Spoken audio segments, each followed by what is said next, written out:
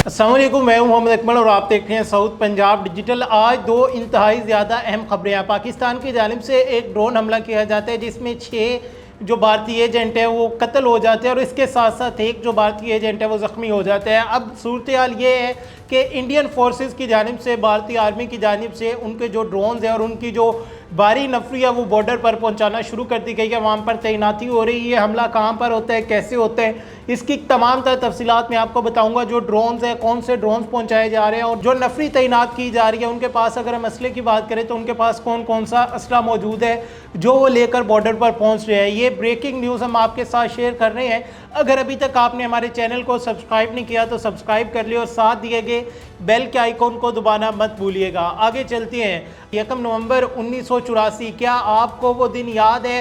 जी हाँ, 31 अक्टूबर 1984 में जब इंदिरा गांधी को उसके सिक्योरिटी गार्ड की जानिब से कत्ल कर दिया जाता है। अब वो कत्ल क्यों किया जाता है? कत्ल की सिर्फ और सिर्फ एक वजह थी operation blue star. Operation blue star वही ऑपरेशन था कि जिसमें एकदम से सिख यात्रियों पर हमला किया जाता है और उस हमला करने के बाद सैकड़ों हज़ारों जो सिख यात्री थे उन बेगुनाह लोगों को, मासूम लोगों को सरेआम कत्ल कर दिया जाता है। उन्हें इबरत का निशाना बनाया जाता है और जो सिख थे उनके माइंड में, उनके दिलों में इंदिरा गांधी के लिए इंतहाई ज़्यादा नफरत भर चुकी थी कि वो जानते थे कि हमारे बच्चों को, हमारी ख़वातीन को, हमारे जो मासूम नौजवान थे, हमारे जो बुज़ुर्ग थे, उसे इस खातून ने बिला वजह, बग़ैर किसी जवाज़ के, सिर्फ़ और सिर्फ अपनी इम्मा के लिए, अपनी हुकूमत के लिए, अपनी पावर के लिए कत्ल करवाया। तो इसी वजह से उनके जो सिक्योरिटी गार्ड थे, इंदिरा गांधी के सिक्योरिटी गार्ड ने उसे कत्ल कर दिया। होता क्या है उसके बाद 1 नवंबर को, 31 अक्टूबर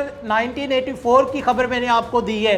1 नवंबर की जो इम्पोर्टेंस है वो बहुत ज़्यादा है। 1 नवंबर को क्या होता है? 31 अक्टूबर के बाद होता ये है कि वोटिंग लिस्ट निकाली जाती है।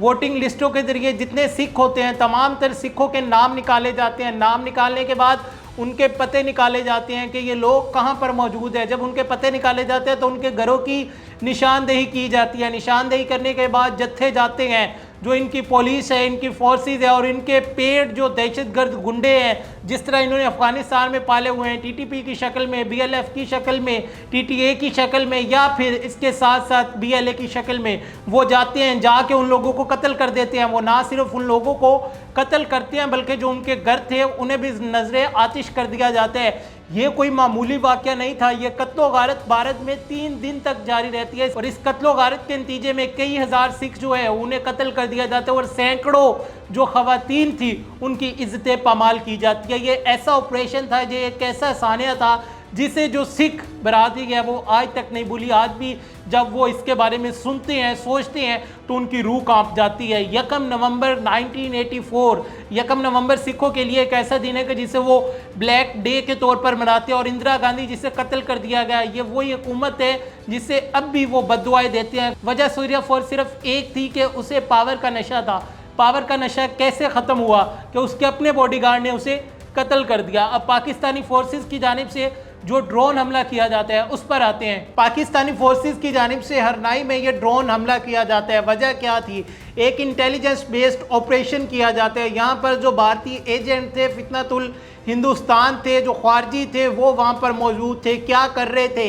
ये वो लोग थे जो कि आईडीज़ बनाते थे, बॉम्ब बनाते थे और बनाने के बाद उन्हें पाकिस्तान के ख़िलाफ़ इस्तेमाल करते थे, पाकिस्तानी शहरियों के ख़िलाफ़ इस्तेमाल करते थे, पाकिस्तान की रियासत के ख़िलाफ़ इस्तेमाल करते थे। हमारी फोर्सेस इंटेलिजेंस बेस्ड ऑपरेशन करती है और वहाँ पर ड्रोन हमला किया जाता है। जैसे ही वहाँ पर ड्रोन हमला किया जाता है तो इनका एक कमांडर जो कि टीटीपी से जिसका ताल्लुक था, सैफुल्ला, वो कत्ल हो जाता है। उसके साथ साथ 6 और दहशतगर्द थे जिन्हें मौके पर हलाक किया जाता है। एक दहशतगर्द जो है वो शदीद ज़ख्मी हो जाता है। जैसा कि हमारी फोर्सेस ने क्लियर मैसेज दिया हुआ है, हमारे फील्ड मार्शल साहब का कहना है कि दहशतगर्दी के हवाले से बड़े इक़दाम किए गए हैं कि दहशतगर्दी पर, टेररिज्म पर अब हमारा ज़ीरो टॉलरेंस है कि कोई भी आकर पाकिस्तान में दहशतगर्दी नहीं कर सकेगा। किसी को ये इजाज़त देंगे कि पाकिस्तान में आए और आकर पाकिस्तान के अमन में खलल पैदा करे। हमारे अफ़गानिस्तान के साथ मुज़ाकरात अभी तक कामयाब क्यों नहीं हुए? अफ़गानिस्तान ने अब दोबारा गुजारिश की है कि हमारे साथ मुज़ाकरात किए जाएँ। उसकी वजह सिर्फ़ और सिर्फ एक है, पाकिस्तान ने कहा है कि आप लोग हमें ये श्योरिटी दे, हमें ये क्लियर करे कि आइंदा अफगानिस्तान की जानिब से ये जो टीटीपी को जिसकी सरपरस्ती अफगानिस्तान करते हैं कि आप इसकी सरपरस्ती नहीं करेंगे। अफगानिस्तान की सरपरस्ती कौन करता है? सारी दुनिया को पता है कि किस तरह से भारत अफगानिस्तान को अपने पालतू कुत्ते की तरह पाल रहे हैं। तो आगे से उनका जवाब जो था डामाडोल था कि अगर हम दहशतगर्दी नहीं करवाएंगे तो हम खाएंगे कहाँ से, हमें फंडिंग कौन करेगा। तो बिल्कुल ये टीटीपी का कमांडर मारा गया, ये इबरतनाक एक मैसेज है अफगानिस्तान के लिए और उनके जो आका है, उनके जो सरपरस्त है भारत के लिए कि अगर आप पाकिस्तान में मुदाखलत करने की कोशिश करेंगे, पाकिस्तान में दहशतगर्दी करने की कोशिश करेंगे तो आपका अंजाम भी यही होगा। ये जिस तरह आपके ये जो लोग यहाँ पर आ रहे हैं, कुत्ते की मौत यहाँ पर मारे जा रहे हैं कि किस तरह से यहाँ पर उनकी जो लाशें हैं उन्हें लेने वाला कोई नहीं होता, उनकी शनाख्त नहीं की जाती, हमारी फोर्सेस की जानिब से ऐसी उनकी हालत की जाती है, ऐसा हाल किया जाता है कि उनकी फिर कोई पहचान नहीं करता, कोई कहता नहीं है कि ये हमारा था। अब इंडियन बॉर्डर पर सूरत हाल ये हो गई है जब इंडिया ये देखता है कि एकदम से इतना बड़ा हमला किया जाता है और ये जिसको दहशतगर्द को जिस ये स्पॉन्सर्ड दहशतगर्द को हमारी फोर्सेस की जानिब से कत्ल किया जाता है। ये पिछले 5 साल से जो आईडीज वगैरह है वो बना के दे रहा था हमारी फोर्सेस के खिलाफ, हमारी रियासत के खिलाफ, हमारे मासूम शहरियों के खिलाफ, हमारे वतन अजीज़ के खिलाफ वो इस्तेमाल हो रही थी। यहाँ पर ब्लास्ट किए जा रहे थे, मासूम लोगों को निशाना बनाया जा रहा था। इंडिया ने जब ये सारी सूरत हाल देखी है, उनकी तरफ से क्या किया जाता है? किया यह जाता है कि बॉर्डर के साथ साथ वो अपनी भारी नफरी तैनात कर देते हैं, जिनके पास AK-203 जो राइफल है वो मौजूद है।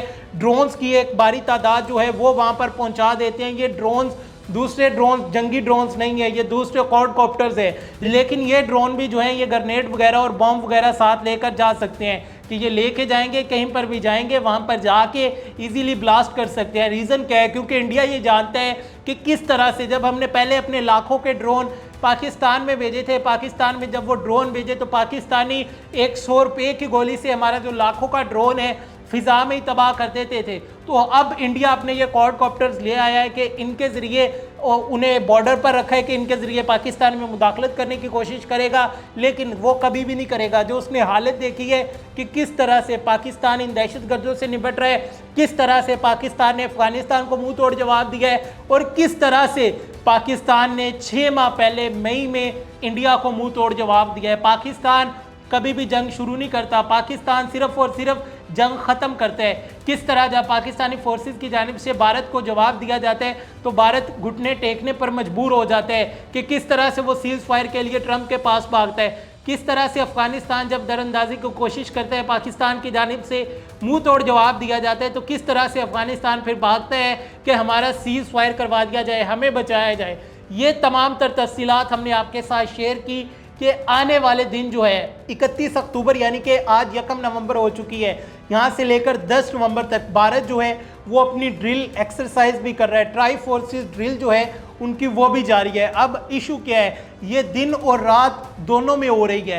रात की तारीकी में अगर भारत पहले तो ऐसी हमाकत नहीं करेगा जिस तरह ऑपरेशन सिंधु 2 में उसे अजीमत का सामना करना पड़ा, जिस तरह अफगानिस्तान के ज़रिए उसने पाकिस्तान पर दावा बोलने की कोशिश की तो जो उसकी हालत हुई, ऐसा कभी भी नहीं करेगा। लेकिन अगर करेगा तो हमारी फोर्सेस के पास इनकी तमाम तर जो लोकेशंस है वो मौजूद है कि कौन कहाँ पर बैठा हुआ है। ऐसा नहीं है कि हम बाखबर नहीं हैं, हम बिल्कुल बाखबर हैं। अगर आप कुछ करना चाहते हैं, कोई एडवेंचर चाहते हैं तो करके देख लें, हमारी फोर्सेस बिल्कुल तैयार है और उनका भरपूर जवाब दिया जाएगा।